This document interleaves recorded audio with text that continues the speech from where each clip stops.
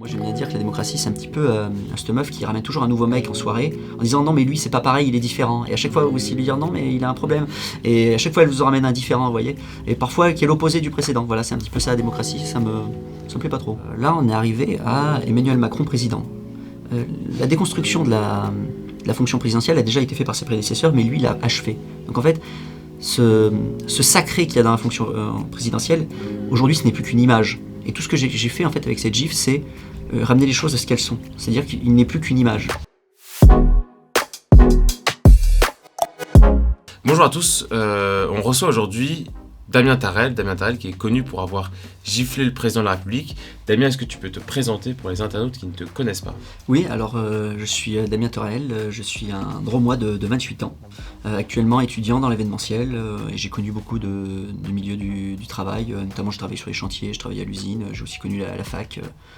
Je suis très impliqué dans la vie associative de mon village, qui est une ville, on va dire, mourante. Et alors, du coup, t'es connu comme étant le gifleur de Macron. Je suis connu pour ça, oui. Est-ce que tu peux rappeler le fil des événements pour ceux qui n'ont peut-être pas suivi ? Le fil de la journée. Le fil de la journée, ouais. La journée, c'est très simple, en fait. Je me réveille le matin pour aller contester l'autorité d'Emmanuel Macron. Je sais que souvent, il y a des arrestations, donc je dis à ma copine, bon, si je reviens pas, c'est que je suis en garde à vue. J'y vais avec mon pote communiste. Et on y va voilà, pour contester son autorité. On envisage peut-être de prendre une tarte à la crème, des œufs, on n'a rien, on part comme ça les mains vides. On va sur place, on a un gilet jaune dans la voiture, un drapeau français, on réfléchit, si on prend un gilet jaune, on se dit non, on va se faire arrêter. On réfléchit au drapeau français, on se dit on va se faire arrêter aussi, c'est trop extrême. Donc on laisse le drapeau français, ça nous a bien fait marrer.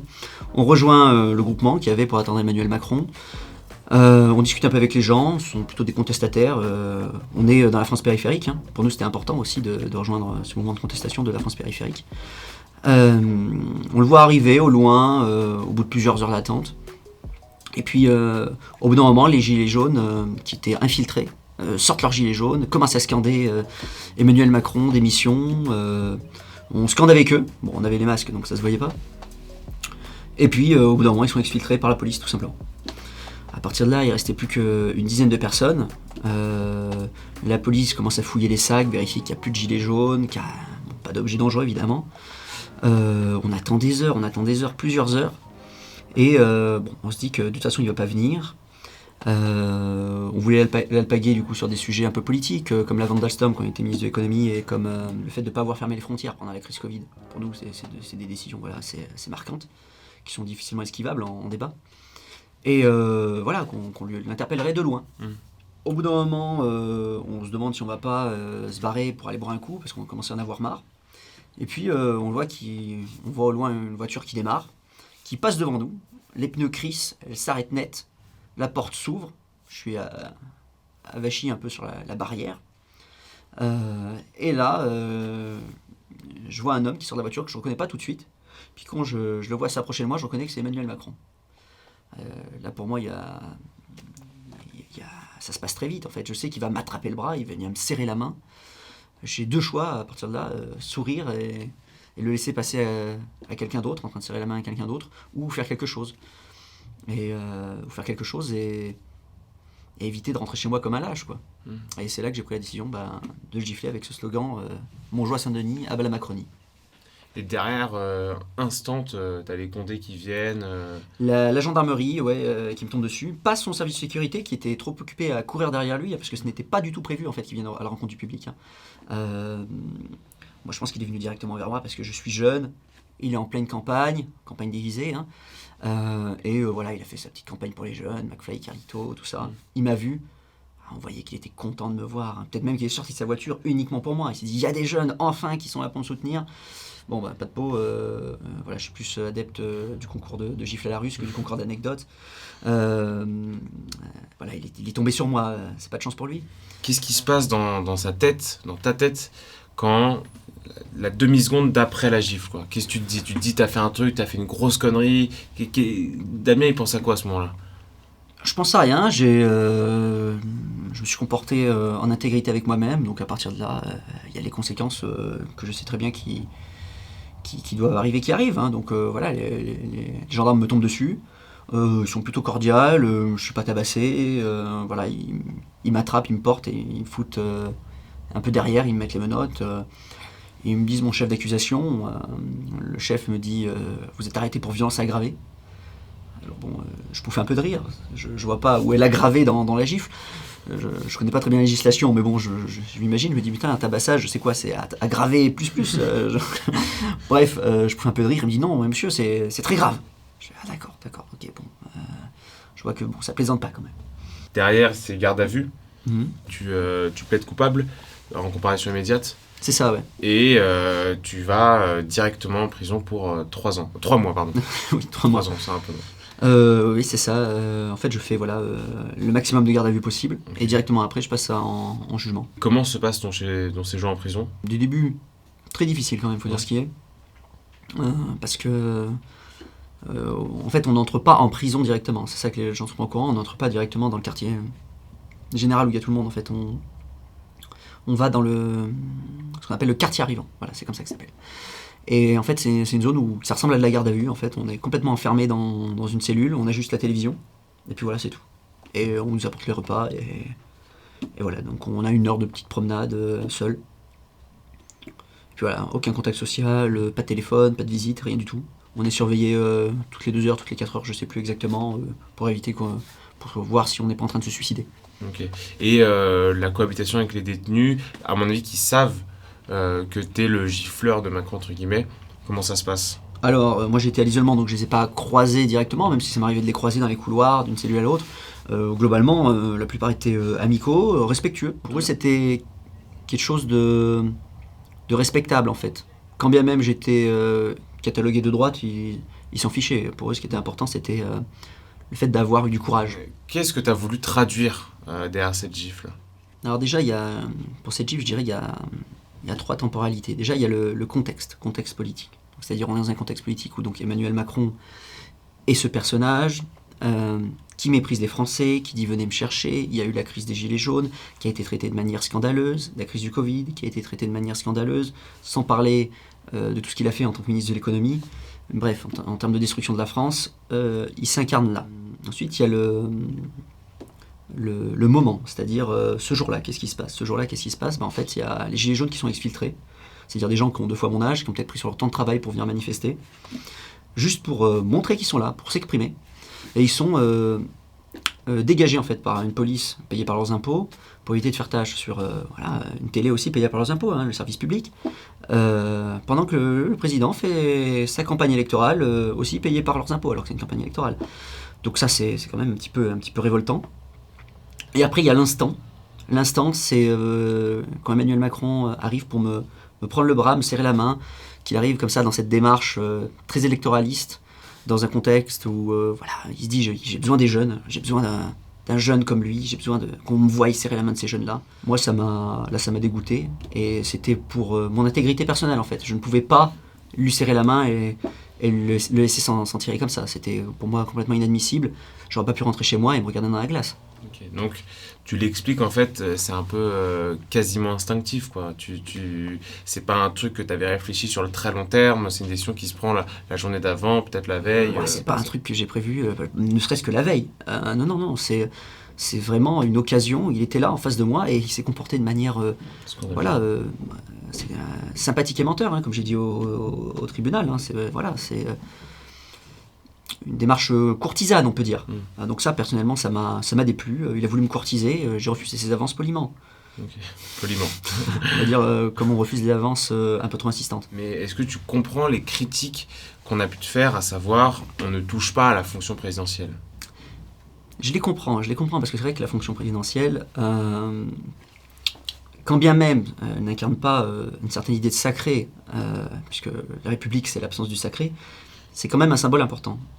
Néanmoins, il faut dire une chose. Là, on est arrivé à Emmanuel Macron président. La déconstruction de la fonction présidentielle a déjà été faite par ses prédécesseurs, mais lui l'a achevé. Donc en fait, ce sacré qu'il y a dans la fonction présidentielle, aujourd'hui, ce n'est plus qu'une image. Et tout ce que j'ai fait en fait avec cette gifle, c'est ramener les choses à ce qu'elles sont. C'est-à-dire qu'il n'est plus qu'une image. La fonction présidentielle aujourd'hui n'est plus qu'une image, n'a plus aucune profondeur, n'a plus aucun sacré en soi, parce qu'on a un président qui se prétend être notre représentant, mais en fait qui méprise le peuple. Donc où est l'intégrité présidentielle là-dedans? On n'a qu'un symbole en fait. On n'a plus que le symbole, et il était temps d'abattre le symbole pour préserver le fond, en fait, parce qu'il n'y a plus de fond aujourd'hui. La fonction présidentielle, en fait, est détruite en profondeur. Moi, j'ai juste détruit l'image qui en restait, une rémanence. D'accord. Voilà. Quels sont les premiers retours que tu as quand tu fais ça? Bon, déjà, je mets un petit moment, on va dire, autour de l'extérieur, parce que je mets 1 mois déjà à pouvoir communiquer avec ma famille par téléphone, en prison. Donc pendant 1 mois, voilà, j'ai les retours uniquement de la télévision. Ensuite, si j'ai quand même reçu, dès le début, énormément de lettres de soutien. Au total, en prison, j'en ai reçu plusieurs centaines, quoi. C'est vraiment incroyable. Ce qui m'a choqué dans ces lettres de soutien, c'est la clairvoyance, c'est-à-dire la compréhension de ce qui est arrivé à la fonction présidentielle, de qui est Emmanuel Macron, du geste, la profondeur qu'il incarne, la profondeur historique, le symbole qu'il y a derrière, et non pas la violence crasse comme on a pu le décrire. Hein. C'est avant tout un geste symbolique, une violence symbolique qui a été faite. Donc ça, ouais, j'ai été particulièrement touché par tous ces soutiens, soutien de mes proches aussi, de tous mes amis, de ma famille. Et t'as pas reçu d'insultes ou de mecs qui disaient... Peut-être depuis mon passage à TPMP, j'ai reçu Ouais. quelques insultes sur Instagram, mais pas énormément. Ok. Globalement, c'est quasiment 100% de soutien, quoi. De manière un peu plus générale, comment tu regardes la politique française actuellement? C'est difficile d'y croire encore. Voilà, ça je peux le dire. Le jeu électoral, j'essaye d'y jouer avec le plus de bonne foi possible, mais ça devient de plus en plus dur, et je pense que ça devient de plus en plus dur pour beaucoup de Français. Il y a une rupture totale entre les élites et le peuple, que ce soit les élites qui se présentent ou les élites qui sont élues. Donc à partir de là, c'est difficile de croire encore en des élections pareilles. Et est-ce que tu penses que il y aurait potentiellement des candidats pour les prochaines élections, là, en 2022, qui pourraient changer la donne? Je pense toujours qu'il y a des candidats. Moi, je préfère toujours les petits candidats. Je trouve qu'ils ont plus de potentiel de changer les choses. Et bon, évidemment, comme ils ont un potentiel de changer les choses, ils ont moins de chances d'être élus. Là, il y aurait peut-être... pour l'instant, il n'est peut-être pas candidat, mais peut-être Zemmour, oui, il y a peut-être quelque chose de possible avec lui. Sinon, dans les gros partis, non, il n'y a rien Tu de... ne crois plus aux gros partis? Ah non, les gros partis, c'est... Y compris le RN? Le RN, non, je suis obligé de dire non, hein. C'est terrible, hein, mais... c'est fini Marine Le Pen, hein. C'est terrible à dire. Et puis je pense pas qu'elle a jamais eu l'envie de se lancer là-dedans, quoi. Ouais. Je saurais pas trop quoi dire sur le RN, à part que c'est un parti mourant, je trouve. Ouais. Il n'y a plus que les idées et puis les gars qui sont attachés à leur poste, donc forcément il ne reste plus grand-chose, quoi. Ça commence à ressembler au PS et à l'UMP, enfin les Républicains maintenant. Voilà. C'est quoi tes projets d'avenir maintenant? Est-ce que tu penses que ce que tu as fait va te porter préjudice à l'avenir dans les métiers que tu voulais incarner? C'est quoi, où tu te vois dans 10 ans? Je vais continuer de m'investir dans ma ville, essayer de l'enrichir autant que je peux. C'est juste une petite question en parallèle. Ouais. C'est quoi le constat que tu fais sur ta ville? C'est qu'il y a des décisions à l'échelle nationale qui ont un impact monstrueux sur ces villes et ces villages. Ils sont complètement désertifiés.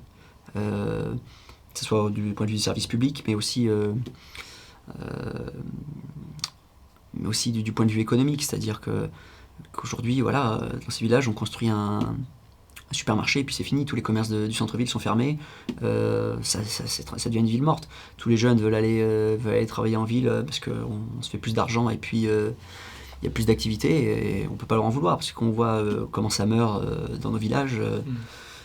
Voilà, donc tout ça, ça me rend triste. Alors moi, j'essaye de remettre de l'activité dans ces villages-là. Comment?